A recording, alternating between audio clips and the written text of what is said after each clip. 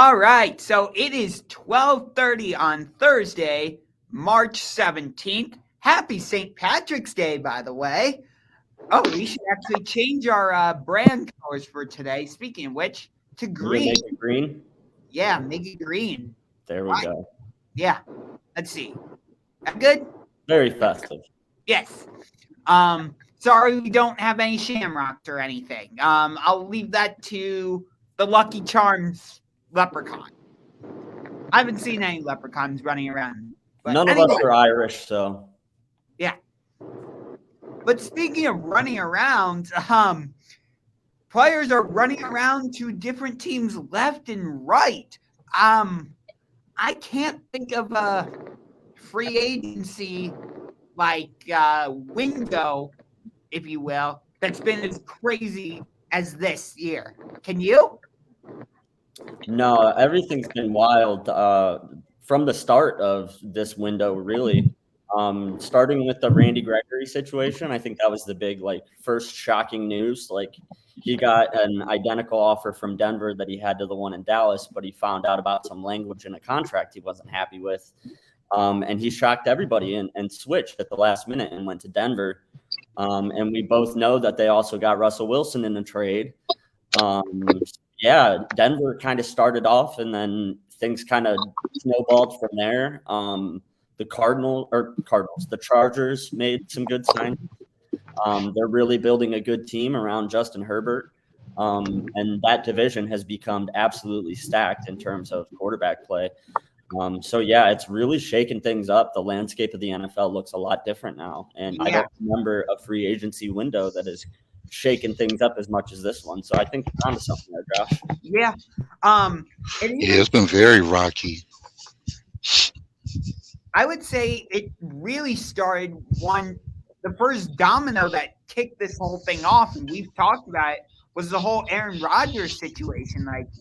It didn't seem like players were willing to really sign anywhere until they knew what Aaron Rodgers was doing. And then we saw, like you said, what Denver did as a result, because they thought they were going to get Aaron Rodgers. And then he goes and says, nope, I'm going back to Green Bay. And it's so we'll take Russell Wilson. So I think it wasn't necessarily the teams. It was the play teams. They wanted to. Once he was off the board, now the teams could go ahead and counter-react to his decision. So the players, they want to go wherever they can. Yeah, I think the Rodgers decision was the first domino to fall in terms of where quarterbacks were going to end up. And a lot of skill position players don't like to go to a team until they know who the starting quarterback is. Right. And the situation you just described in Denver, where once they knew that they were out on Rodgers, they made the trade for Russell Wilson. I feel like our Cleveland Browns are in a very similar situation. We found out this morning that we are out on Desean Watson. So I think that probably this afternoon, we're going to start hearing the names that are going to be floated around as plan B, because, ownership has made it clear that they want an adult at quarterback, and they don't Which Baker Mayfield is not. Right. So I don't know about you two. I think that bridge is burned. I don't think that Baker Mayfield can be the starting quarterback of this team without losing the entire locker room. Hi, Beth. Do you get what I'm saying, though? A lot of guys are out on Baker in the locker room. And if they end up saying, okay, we're going to stick with Baker, what's that say to all these guys on the team that kind of spoke up and were like, yeah, you know what? We do want to upgrade at quarterback. We're not happy with Baker. Yeah. I think you lose the entire room. So we're in a very precarious position. So I think Baker Mayfield is the least likely starter for the Browns at this point. And I'm interested to see what kind of rumors we start to hear on Twitter and whatnot, because we're going to find out real quick who the Browns had as a backup, because I guarantee you that they have somebody lined up, because they were never the number one option for Desean Watson. They appeared like it in the last couple days of it, but from the jump, he wasn't on his list of teams that he'd waive his clause for. So, we had to have had a backup plan.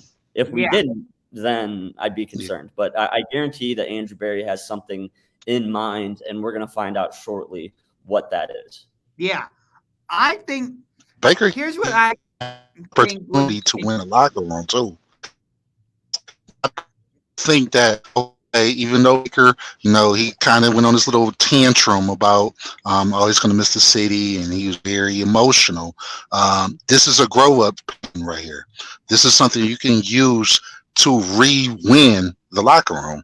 If you decide, yes, the team went in a different direction, or they thought they can do better, but you know what? I could use this as an opportunity to have a better season, have a career season, and eventually win the fans back over as well as the team. In a perfect world, sure, I think that could happen. But the problem is I've never seen anything from Baker that indicates that that's how he's going to handle this situation. Because right. how he's handled Yeah, not me. controversies in the past, he's very sensitive. If he's not the guy and he doesn't have the feeling that like the organization wants him to be the starter, he's going to be out. He's not willing to compete with a guy like a Mariota or somebody else that they could bring in. So I really don't see it happening, but I get what you're saying, Jay. It does, it gives them an opportunity if you wanted to really, show some maturity and say, you know what, I respect their decision to try and get better. I'm just going to make sure I get better this offseason and try to do better for this team, and if he did that and move forward, yeah, but it's Baker. I don't anticipate him handling it like that. No, I don't anticipate him handling it like that at all. And here's the interesting thing. Clearly, Desean Watson is either going to New Orleans or Atlanta. My prediction is New Orleans. But let's just say he does go to New Orleans, okay? And then we sign Jameis Winston. We played the Saints this coming season here in Cleveland. That could be interesting. That whole dynamic. Bryan, I know your feeling about primetime games, and I've expressed that, but maybe that could be a good primetime game because of those storylines. I don't know. Maybe. We'll see. Maybe I'm stretching a little bit. I don't know. Well, there's another. It makes it good. It'll make good. Josh, there's another quarterback on the other team that you mentioned. Matt Ryan. He might become available if Atlanta ends up being the landing spot for Desean Watson.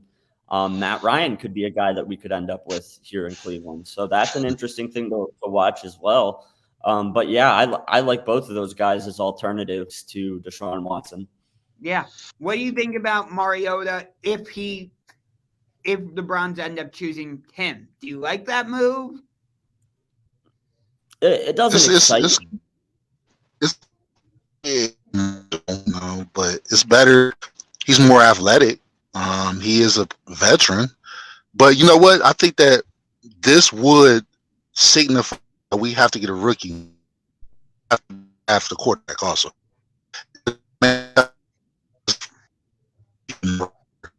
Whoever. Breaking up a little bit. Kind of hard to hear you right now. A lot. We cannot understand a word you're saying right now. Yeah, you're completely frozen right now. Sorry about that, guys. We apologize. We'll get Jason back here in a second.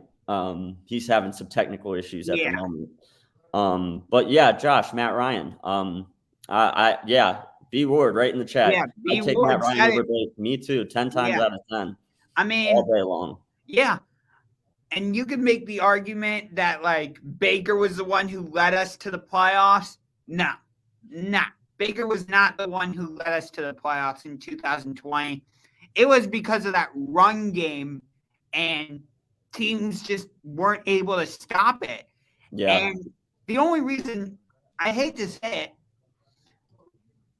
okay, the only reason we won that game in Pittsburgh is because the Steelers shot themselves in the foot early.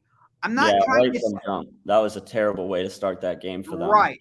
I'm not trying to sound like a Browns hater or anything, because I'm as big of a Browns fan as anyone.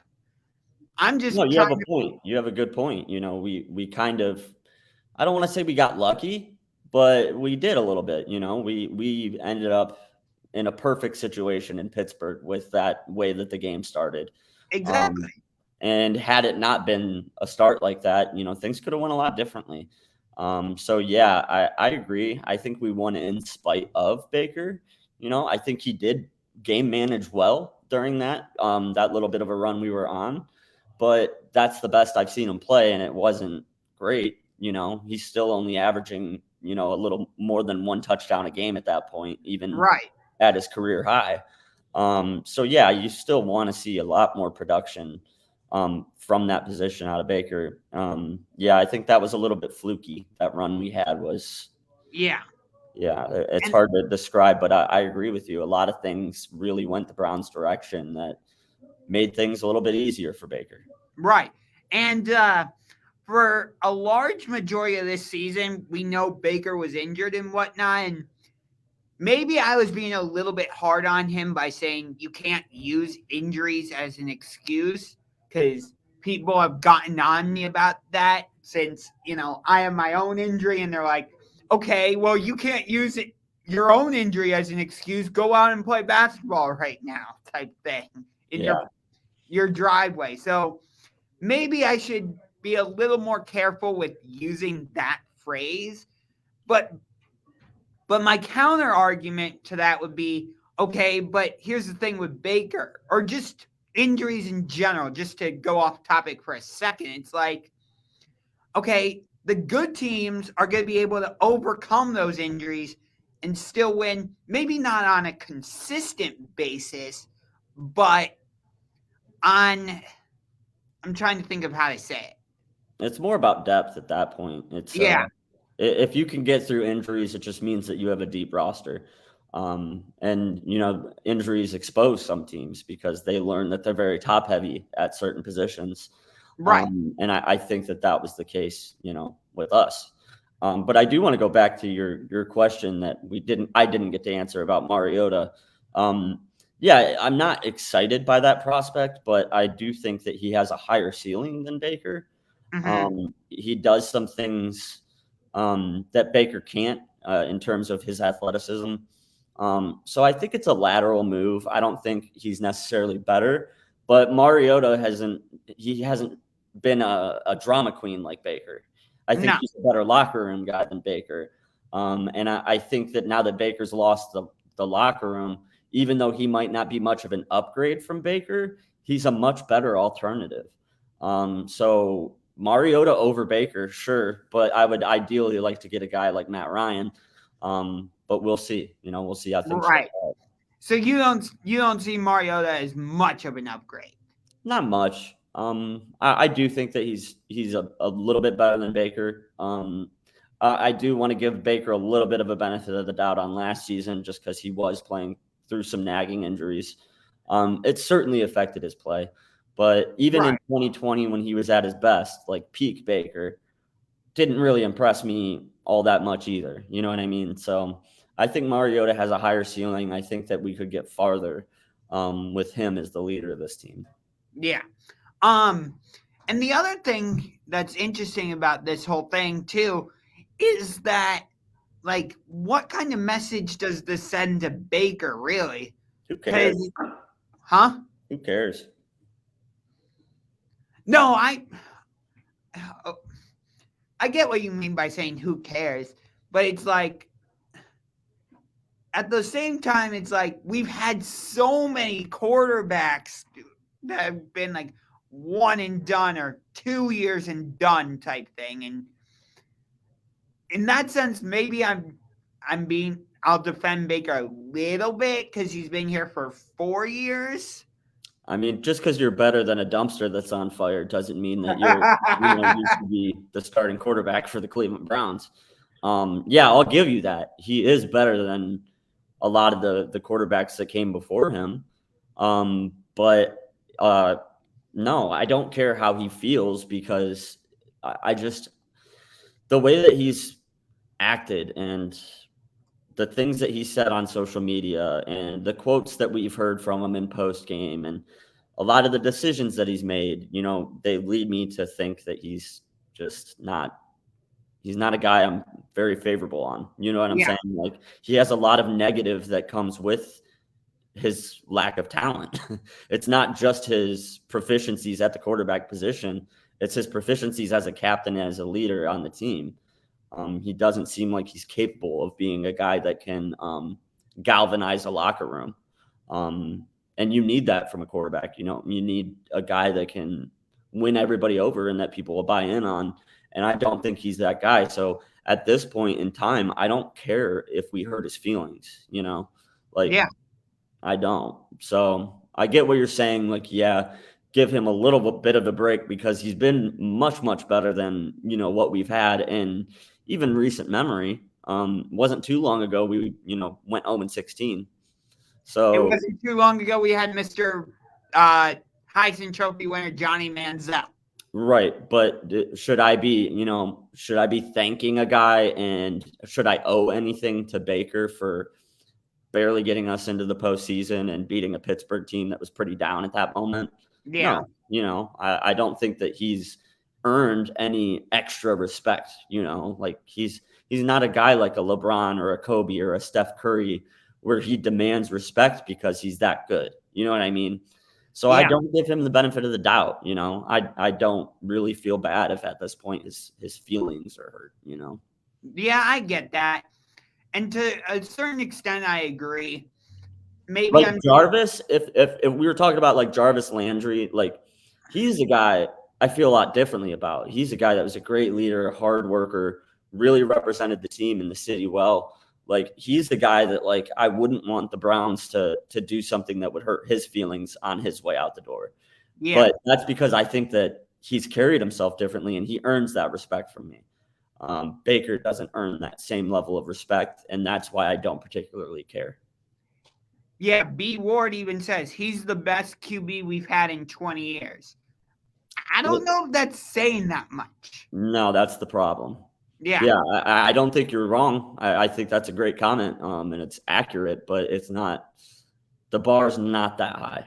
No. Yeah, this is if this is a high jump, he's jumping over a curb on the sidewalk. Yeah. he's the yeah. I'll leave it there. I just don't think that there's much to really compare to. So yeah, it's not hard for him to be the best quarterback in the last 20 years for the Browns. Yeah.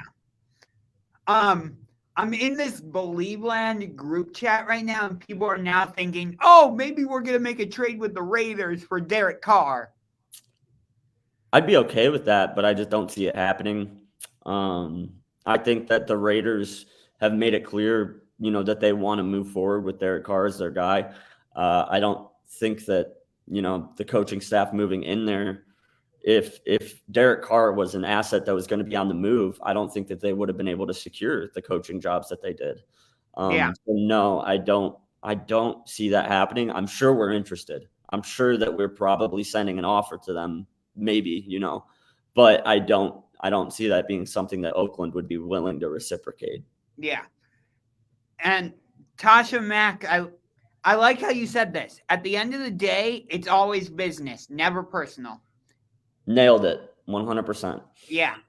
It's not personal. It's sorry. Baker made it personal, when he put out this big, long boo-hoo letter about Cleveland and being on his way out the door. Like, he made it personal. It was never personal. It was like, look, we just came off of a bad year. We went 7-10 in a year that people in the locker room were saying we wanted to compete for a Super Bowl. Right. So you have to understand that as an organization, you have to be looking to upgrade at every position at that point. But he made it personal when he went and said, like, oh, okay, this is obviously an attack on me and blah, blah, blah. And I don't know. It's not personal. Baker didn't make it personal. Yeah. And that's why I think we heard the adult comment, that we want an adult in the room at quarterback. It's because they're tired of this. It's like they're walking on eggshells constantly worrying about, are we going to hurt Baker's feelings? And it's like, you're not good enough to make everybody around you that uncomfortable. Like, right. And it was also like, you could tell throughout a lot of the games this season that Stefanski was clearly limited in what he could do play calling wise. And that's not even because of Baker's injuries. It's just because of Baker's limited skill set. You could even see it in the playoff run in 2020. Like, I could, when I was either at the game, like at First Energy, or watching the game on TV, it was very clear. I'm like, Stefanski wants to open up the playbook and do a little bit more, but Baker's skill set just doesn't allow him to do that. Yeah, Josh, and I think that that's a good point. There's a reason that Stefanski won Coach of the Year, and it's because they saw him get more out of a roster than a lot of people could ever get.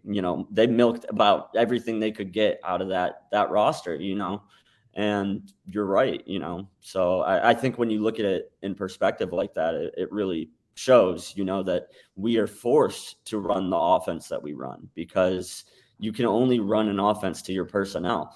And if you don't have the personnel to open things up, like you're saying, Josh, like I think that he was itching to do that.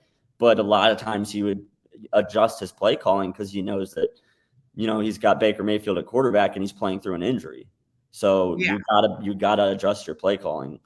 And so I also, for that same reason, I'm giving Stefanski a real, not a pass on last season per se, but a lot of people are really down on Stefanski and his play calling and some of the decisions he made throughout the year. I don't think it was a bad year for Stefanski. It was a bad year for the Browns, but I'm not putting as much blame on Stefanski as I am that we were severely limited at the quarterback position by a guy who was playing through a pretty bad injury. Yeah, or multiple bad injuries. Right. Because he had the torn labrum, then he had the heel injury, and then I think he had a foot injury and stuff like that. So yeah. That's the other thing with Baker too. He's got to understand, like, he's injury prone. He's shown that, like, he gets banged up a lot. And when you're a guy that gets banged up a lot in a league that people don't last very long, you got to understand it's a business. They always have to have a guy ready to go behind you, right, in case. And he's not even willing to, like, bring anyone in to compete.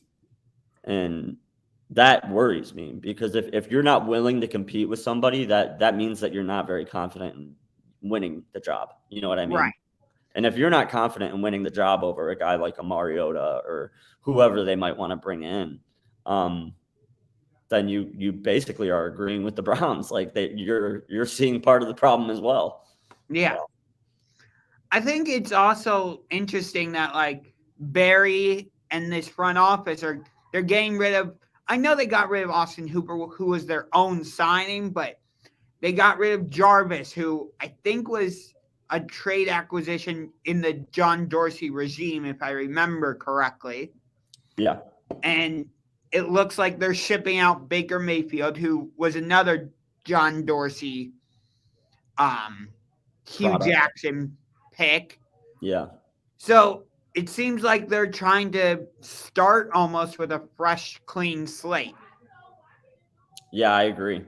I think so too. And I think one thing that the Andrew Berry has shown that he's willing to do is, like, if he thinks he made a mistake, he's willing to move on, because that deal with Hooper was huge. Yeah. And we said it, we said it right on this show and on So What's the Catch? Like, that's a big contract, like that's like best tight end in the NFL type numbers, Right. And for him to bail on him this quickly shows that, like, okay, maybe I made a mistake there. Maybe I gave a guy too much money that I shouldn't have, So in that way, I give Andrew Berry some credit. Like, he's willing to learn from his mistakes at least. But this draft is huge. We're going to find out a lot about this team and this roster. Mm-hmm. So things can change so much between now and training camp, Yeah. I feel like is it too early to say Stefanski is on the hot seat this year? I don't think you'd be the only one saying it if you do, but I think it's too early, personally. I've heard that, though. I've heard a lot of frustration with Stefanski. A lot of the Baker bros are anti-Stefanski. A lot of those people that really are pro Baker and think he's the guy, like they put a lot of the blame on Stefanski and not making the right play calls and, not putting the right personnel in the game. And I just don't see it that way. Yeah. I'm not definitively in the Stefanski's on the hot seat camp, but I'm getting there, is how I'll say it. There he is. There he is. Where are you? It's a lot better. I'm at Scorchers. Oh, nice. You got a cool background. Yeah, they got a patio outside, so it's a lot quieter out here. So sorry for the system issues, but I'm back on track. Okay. All good. Glad to have you back. We were just talking a little bit about Andrew Berry, mistakes that he's made in the past, and what he's doing in terms of cutting Landry and Hooper and Treader. And what are your thoughts on Berry, and do you think that Stefanski is on the hot seat? That was the most recent question Josh had asked. Do you think Stefanski's on a little bit of a hot seat? Well, yeah, I will say that this year is a lot of all eyes are on Stefanski. He had a lot of questionable decision making when it came to plays that was being called. It felt like he put Baker at risk a lot. And yes, all eyes was on him. So I believe this is a make or break year for him. He must be, he has to be the coach of the year that he was before. So he has to get back into that mode. As far as Berry is concerned, you had to let Landry go because that's a veteran. And I'm sure Landry probably asked him to leave. I'm sure that's probably how that played out. But, I think this. So it's two ways to look at this. When Hooper came here, he wasn't the same like he was when he was with the Falcons. We can agree with that. When Landry came here, he wasn't the same like he was when he was with the Dolphins. The one guy that was responsible for getting them the ball, Baker, which we had the controversy with. So you think Hooper's lack of production is more about Baker? Maybe he's looking at the point that Baker's not my guy. Need someone. I'm back. Oh, gee. Yeah, you're cutting out again, so didn't quite get I do. I off the face of the earth.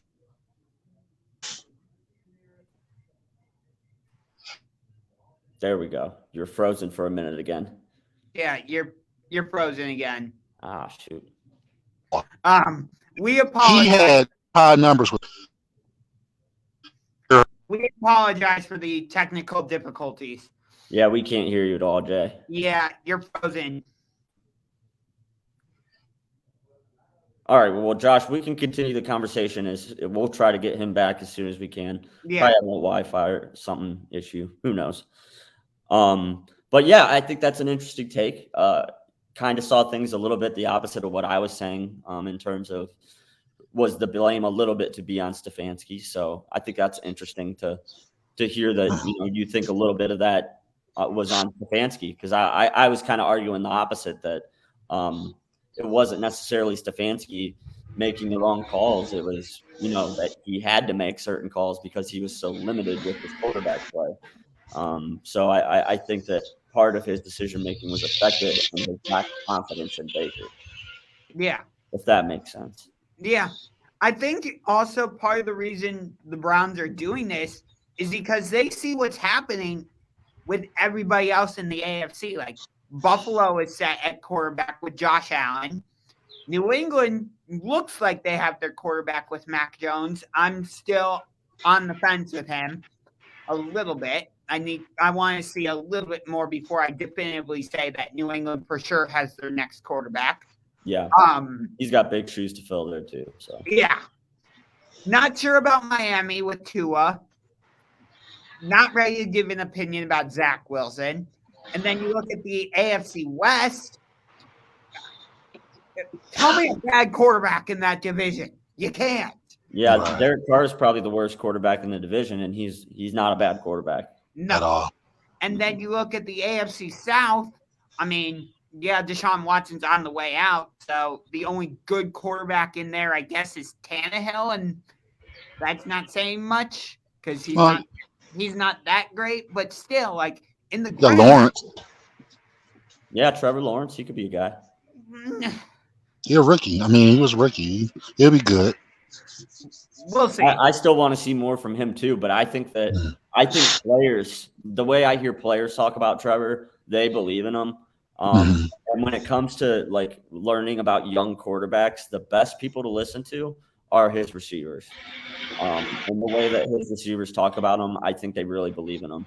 I just think he had such a trash roster around him that like he's very limited, you know. And the Urban Meyer fiasco, I know that hurt his growth as well. Oh yeah, man. Yeah. Oh yeah. So, you know, they're going all in too. You know, they've made quite a few moves this offseason. They're spending a lot of money. A lot. Yeah. But Josh, your point being that like quarterback play in the AFC is phenomenal. And it's put the pressure on the Browns organizationally to do better than Baker. I think maybe if we were an NFC team, there wouldn't be so much pressure just because it's not so loaded at quarterback. You know, you're not going into these buzzsaws of competitions with these starters like you are in the AFC. right. Can you remember a time it's been this loaded in the AFC before? Not this heavily. It's crazy. I mean, the Jim Kelly days, but Yeah, this is like a renaissance time. yeah, for sure. I feel like, you know, for the first time in a while that I can remember, the AFC is the power conference because it feels like before. Hold on. It feels like it's felt like for the past several years it's been the NFC. Yeah, it's kind of the pendulum swung the other direction. The AFC was more looked at as like a gritty conference. You know, it's more of a running heavy. You know, tight ends and fullbacks and old school football. And the NFC was more of like a West Coast progressive, like open things up style of play. And now that's really swung the other direction. So that's a really good observation, Josh. Yeah. Yes. So in terms of like biggest winner of free agency, for me, hands down, it's the Denver Broncos. They got Russell Wilson, which they feel like they were a quarterback away. So they view themselves as like what the Rams did last year, what the Buccaneers did 2 years ago. Yep. And then you know, they flipped Randy Gregory. Yeah, that was huge. Like you were talking about at the beginning. It was major. Yeah, I think the Chargers. I think hands down the Chargers is the team to beat, and this is including Kansas City. The Chargers have stocked up, especially on defense. They're loaded on the secondary now. They just got E.C. Jackson from the Patriots, inked them to a deal. They got Khalil Mack. They already had Bosa. So now you're going to have a massive pass rush, which is going to force quarterbacks to hurry up and make quick rush decisions. And then you got the secondary that's just going to be there to take those passes to the end zone. So I think the Chargers, man, it's the Chargers. I think it's theirs to lose. Really? You think the AFC West is the Chargers division to Yes. lose? Even with Mahomes still there? Yes, I do, because they have Justin Herbert. So Justin Herbert already beat Mahomes twice. So that's not the issue right there. They just couldn't stop Mahomes on his last drive. They got the pieces to stop him now, though. Yeah, I really like what they've done this offseason as well. And if a guy like Bosa can stay healthy, you know, that defense is going to be scary with him and Khalil Mack. And like you said, that secondary, they got playmakers. Oh, my goodness gracious. They're going to create turnovers like crazy. Loaded. That's going to be a real fun team to watch. It's been no secret that they've always been my second team to the Browns. I love the Chargers, so I'm really excited for this year for them. I'm still annoyed that they're in Los Angeles and not San Diego. Yeah, I'm sure a lot of people in San Diego are annoyed with it as well. But yeah, I think that they're right there with the Chiefs in terms of personnel now. They've really stepped things up to the next level. Let's watch. The Chiefs showed last season that there's a lot of holes. You know, they had some moments where they did not look like the Kansas City Chiefs of old.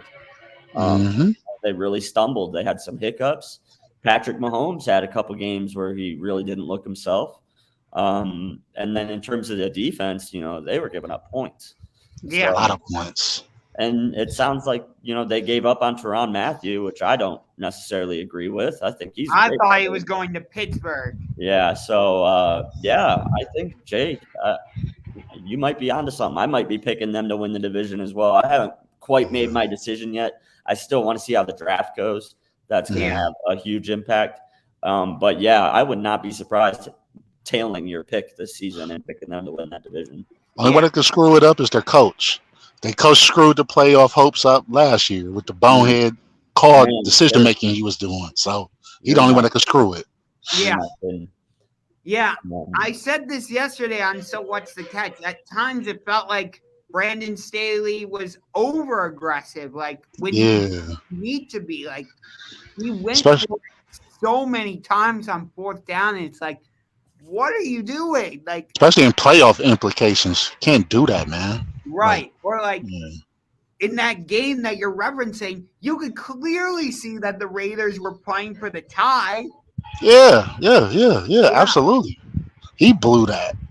He blew that. And despite that, Justin Herbert still got them to overtime. It's like, but you can only do so much, man. And Staley he got to know when, like, okay, beginning of the season, it's okay to be aggressive. But when you're trying to get into the playoffs, we got to think, man. You got to do per play decision making. And he just wasn't doing it. So we've been going on with football stuff for about 40 minutes approximately. And we still have a couple other things to get to. So we're going to switch off of football for at least today. I'm sure we'll get back to it more next week. But can I just make one mention? Because I know I've been ghost for a second. What about with the Buffalo Bills? Do you agree with that contract, that massive contract that they just gave? Devon Miller. Yes. What do you think about that, man? Because I think that's going to mess them up in the long run, which is good for us. But I question it. What about you? It's hard to say. Like with the Bills, I think they realize that their contention window is now. Sorry, I'm just trying to get out of my splint. So good. I'm cooped up for the entire time. There we go. But they realize that their contention window is now. And if they don't capitalize on it now, they may never get it back. So they're trying to go all in, like what the Rams did last year or what the Buccaneers did 2 years ago. So they did the Rams a solid because Rams like, well, at least we ain't got to give them a long term. Hey, thank you. Yeah, I think, Josh, I think you're right. I think they're in that win now mode. They think they've got the team to win a Super Bowl now, and that's why they made a move like this. I also know that what teams are doing when they sign these big deals is like they have these voidable years on the contract. So there's a good chance that they'll probably get 1 or 2 good seasons out of Miller, and then they'll restructure his contract. And that'll kind of waive some of that dead salary cap that they would have to eat if they move on from him. So once the deeper details about his contract were released, we did find out it's actually a lot more player friendly salary cap wise than we thought initially. But yeah, it's a big number. A lot of money. I just don't see Buffalo ending up paying him that full amount. I don't see him finishing out 6 years there. I see 2 years tops. Yeah.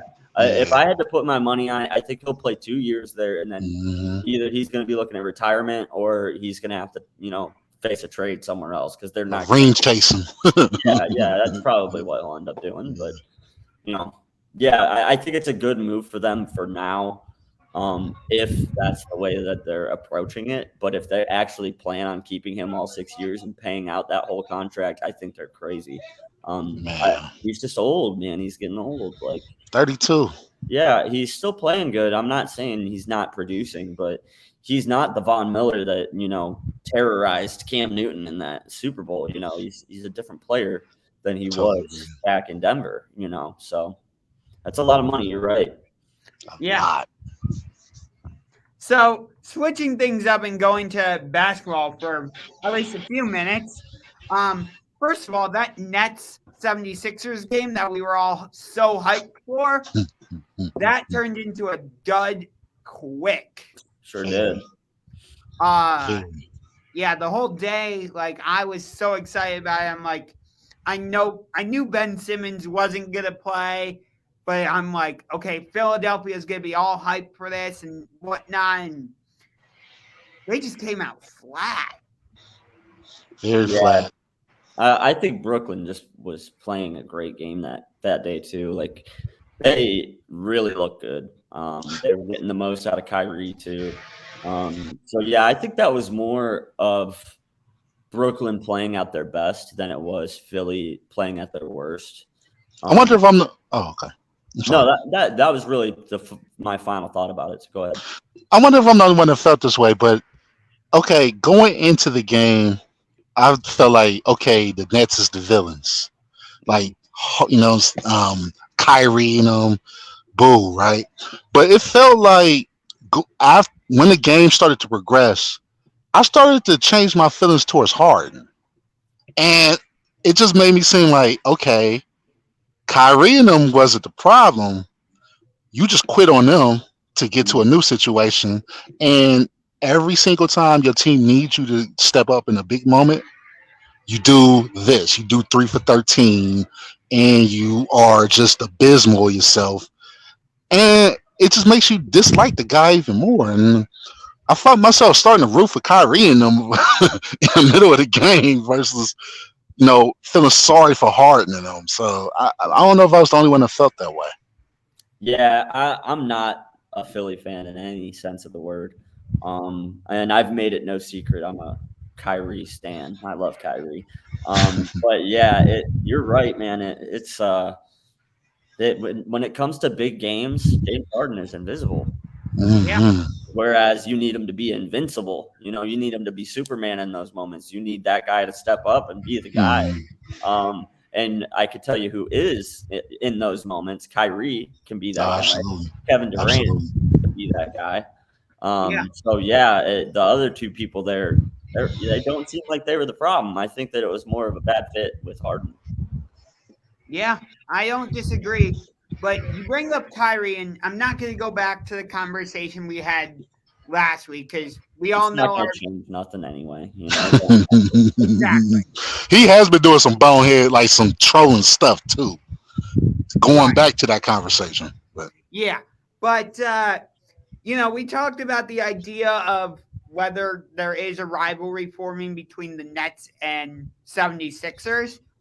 I think there's actually a second rivalry that may have already formed, and you saw it come to fruition. I believe it was actually this past Sunday, the Celtics and the Nets, because of that.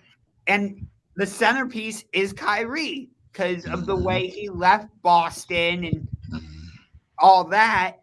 And I think it was just about every time Kyrie got the ball, he got booed by the Celtics crowd.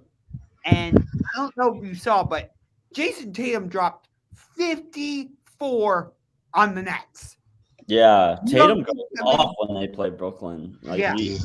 he plays, and it's so funny because Boston got off to such a bad start, and they were one of those teams that I kept saying, like, listen, by the end of the year, that team's going to finish with a better record than the Cavs. I'm telling you.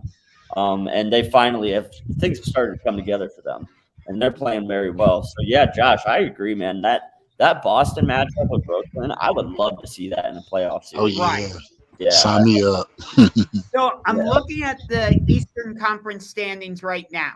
Miami's in first with a record of 46-24. Then you have Milwaukee in second place, 44-26. Philadelphia is in third at 42-26. Boston has jumped into fourth place at 42-28. Chicago is in fifth at 41-28. And then we're in sixth with a record of 39-30. And we're just ahead of Toronto, who has the same record as us, 39-30. Yeah, we have Toronto on the tiebreaker at the moment. Right. That's the only thing keeping us out of the play-in tournament at the moment is a tiebreaker with Toronto. This thing changing every day like a stock market.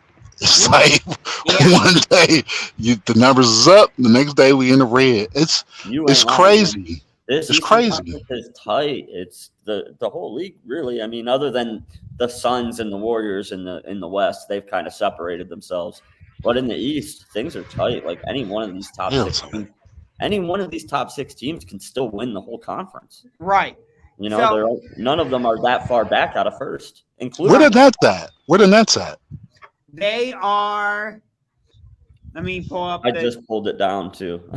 They're in 8th. That's a scary team, right? 36 and 34. They're gonna end up ahead of the Cavs, I think. Yeah. I think the Celtics will finish in front of the Cavs. I don't know, man. I just don't see us hanging on to that 6th spot. Unfortunately, I wish we would. I mean, the rest have to fight off both those teams. Yeah. So we have 3 more games on this homestand. We have Denver on Friday, Detroit Saturday, the Lakers on Monday, and then a huge game on Thursday, March 24th in Toronto. Oh, that's gonna be tough, man. Scotty Barnes, that kid is. Every time I watch him, he's getting better and better, and he's the only rookie that can challenge Mobley. I think Mobley should get the Rookie of the Year, but that kid is phenomenal. Yeah, it's interesting that you bring that up, Jay, because I wrote an article about this for Fanside like this week, and in my opinion, based on the changing expectations that the Cavs have had throughout the season, when the season started, we did not think this team was going to be anywhere near a playoff spot. Right. Let alone the play-in tournament. I thought, yes, I said 30 wins, but, maybe that was a bit of a stretch. But as the season has progressed, we all changed our expectations. Right. I mean, when they got up to number 3, that was for sure overkill, but still. I'll tell you who didn't change their expectations from the beginning of the season and now. Okay. And that's going to happen for the past. Debbie Downer.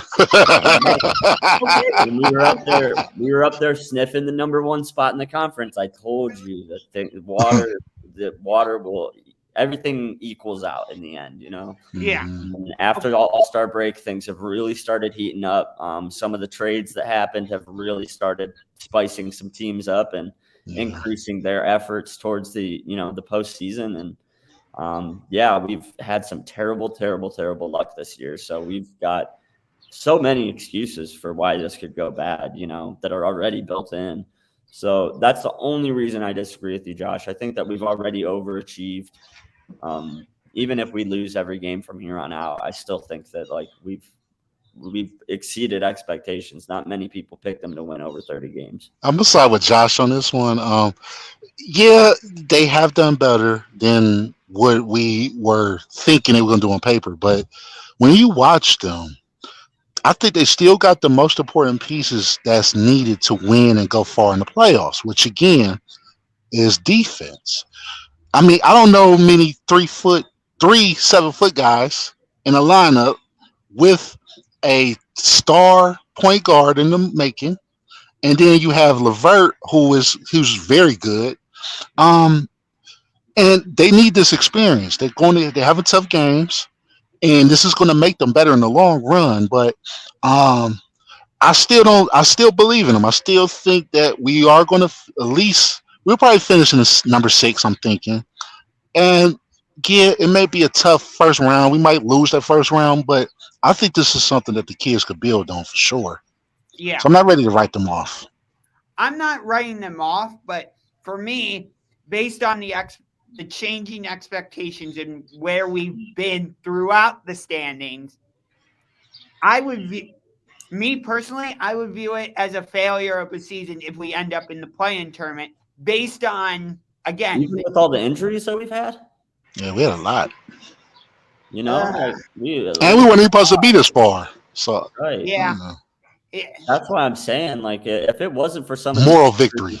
if it wasn't for some of these injuries, like, we would be up in first place, territory. Hey, and we only 2 or 3 games out of first. That's So what let's I not mean. forget that. Yeah, Yeah. that's what I mean. If we were completely healthy, this would be a different conversation. I wouldn't be sitting here telling you guys that we're going to end up in the playing tournament, But unfortunately, we've got some real health issues on this team.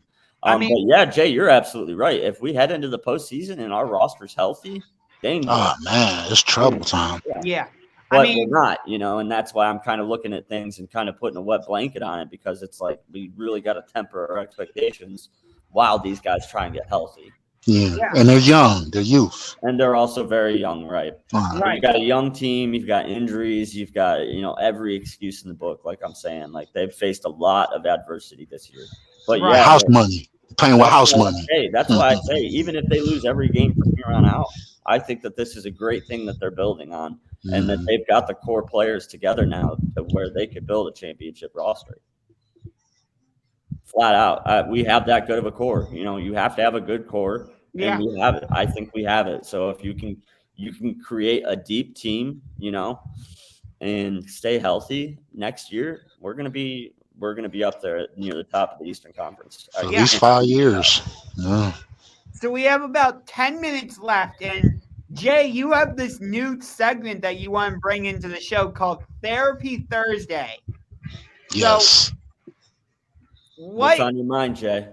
Man, so for those that's tuning in, the way we're gonna do Therapy Thursdays is we're gonna just vent, whether it be 3 to 5 minutes, just what's on our mind. It could be sports related, it could be outside of the world of sports. Whatever bothers us, we're gonna let you know. And there's no interruptions. We just go straight for it. So, with that being stated, I want to vent about the Lakers. I want to vent about the Lakers actually in Baker. So, I've said from the jump, the Lakers was going to be what they are now. I said that Russell was the same guy that he was when he was with the Thunder. Westbrook was the same guy that he was when he was with the Rockets and with the Wizards. This is him. This is his DNA. He takes unwarranted shots.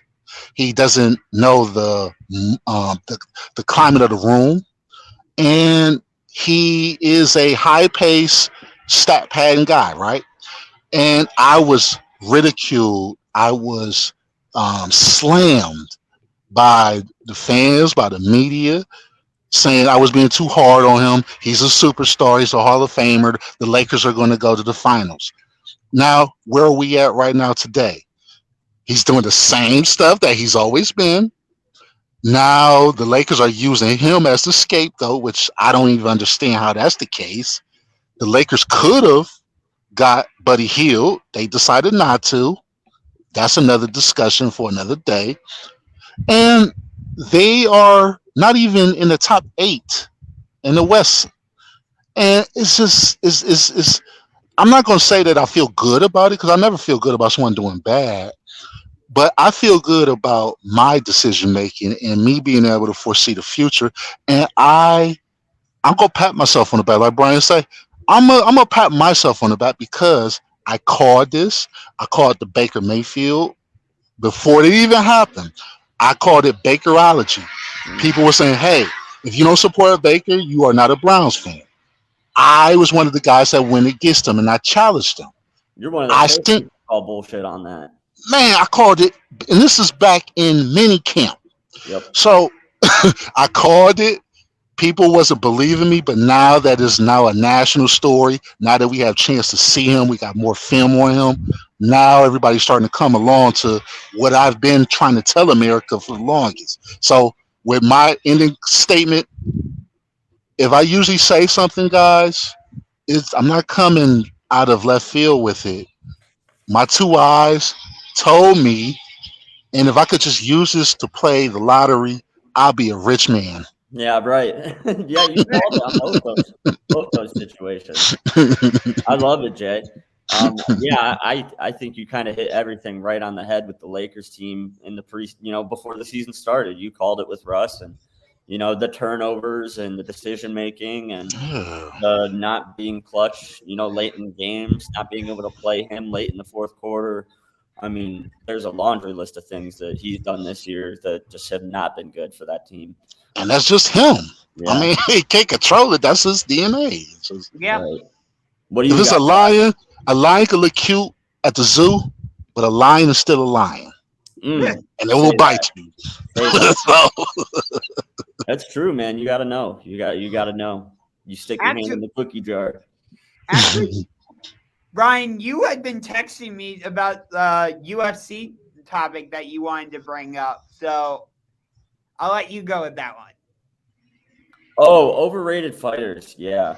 I'm gonna say Such as Jorge Gamebred Masvidal. Yeah, I'm referring to Jorge Gamebred Masvidal, the creator of the BMF belts in the UFC. He's a guy who is a Russell Westbrook of the UFC, if you will. He's got the name, he's got the glamour, he's got the brand. He's a popular fighter. A lot of people love him, and he's always been an edgy guy. And this guy talks more shit than Conor McGregor and hasn't won a damn thing.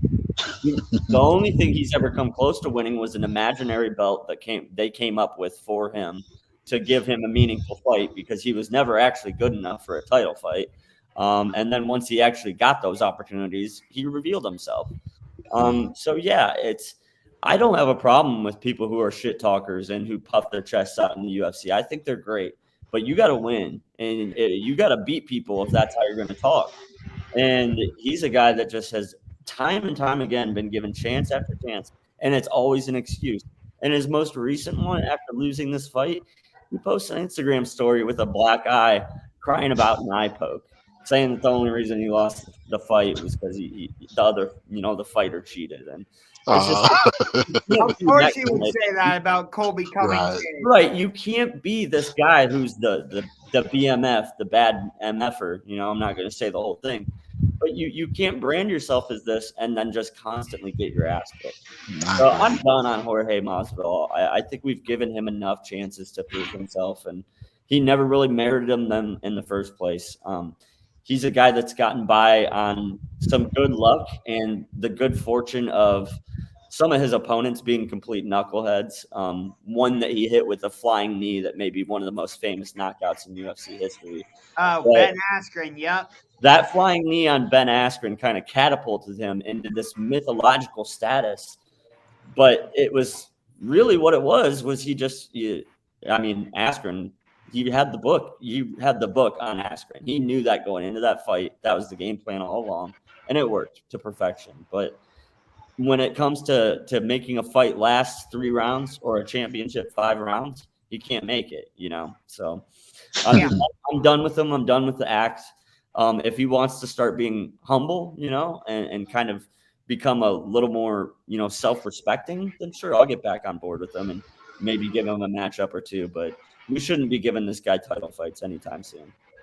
I mean, with Usman as champion, he's not going to get a title fight because in his second fight with Usman, he got absolutely destroyed. Yep. And then, in the first fight, Masvidal took the fight on, 8 days notice or whatever it was? Yeah. But, Usman just flat out dominated him, and then the only reason he reminds me a bit of Baker Mayfield. He thinks he's that good. He thinks he's that guy. He believes himself. When he makes those statements going into fights like he does, he believes himself. Pimping my own right mind. He's just never been as good as he is in his own mind. He's never been that good. He never will be. So I'm out on I'm out on Masvidal. What's bothering you, Josh? So you don't want to see Masvidal fight Conor McGregor then? Conor would whoop his ass, but Conor's another guy who's all talk, and every time he gets put on a big stage, he doesn't show up lately. Yeah. He at least once upon a time was that dude, though. He earned his way to being that guy, whereas Masvidal kind of got by off of this famous knockout that was a little bit of luck, let's be honest. Yeah. So Conor, I give a little bit of a benefit of the doubt, But Masvidal, he never earned the respect that he thinks he deserves. Yeah. Ever since that Mayweather fight, he didn't take his training serious from what I've seen. So I mean, when you're making hundreds of millions of dollars, why would you? true. That's Yeah, motivation. true. All right. Yeah, and that's why you keep seeing Floyd come back and make these, these dumb fights with celebrities and this and that. And he's going over to Asia and fighting these Asian fighters and stuff. It's because he's making so much money. He don't care. He's fighting in exhibitions and making millions of dollars. So yeah, once you give these guys $100 million check, if you expect them to ever work as hard as they did when they were broke coming up in those gyms, when Conor McGregor was growing up in Ireland and he was broke and he was fighting in those dirty gyms, he had the desire to be great. Yeah, hunger. Give him that $100 million fight with Floyd Mayweather, he loses it because he's at the top of the mountain. Once you get that high up, you just can't find that motivation that people have when they're desperate. Right. And fighting is a sport where emotion matters. It really matters. So, you just can't duplicate that. You cannot duplicate the desperation of a young up-and-coming fighter who just wants to earn respect. Like that, you lose that once you make all that money. So I'm not shocked by Conor McGregor's decline, Yeah. So we are just over the hour mark. So I don't know. Good show today. We didn't run out of time. That's for sure. I know. We went right up against it. So and Jason, I'm glad we finally got you back on. And I'm sorry about that one. That was you're good. You had some really great stuff today. So I love meeting with you guys. We're gonna do it again next Thursday. Hopefully, we have a new starting quarterback other than Baker Mayfield. We'll be able to be excited about and start juicing you guys up for the Brown season coming up. Yes. But before we go, if you haven't already done so, go over to youtube.com, type in these sports channels, click that subscribe button, turn on the bell so that you'll get notifications for when you upload new episodes to the channel. If you haven't already done so, like, share, and subscribe on the So What's the Catch Facebook page. Subscribe to all three of our YouTube channels, Unger to the Max, Bryan Fraley, Manalytics as usual over there. Subscribe to the So What's the Catch YouTube channel. There you go. And real quick, Josh, I want to throw in one more thing. A lot of you guys watch live. Thank you to our live viewers. If you watch the replay, leave us a comment and tell us, hey, I'm watching the replay. We would love to see who's watching it after we're done live, just so we can kind of compare and see when we have more viewers, whether it's live or in post. So if you guys will let us know if you watch the replay, that'll really help us out. Yeah. But until next time, that's Bryan Fraley. That's Jason Vaughn Young. I'm Unger to the Max. And we will see you next time on another episode of the Sports Channels. A salute to you. Good night now. Good night, Canada.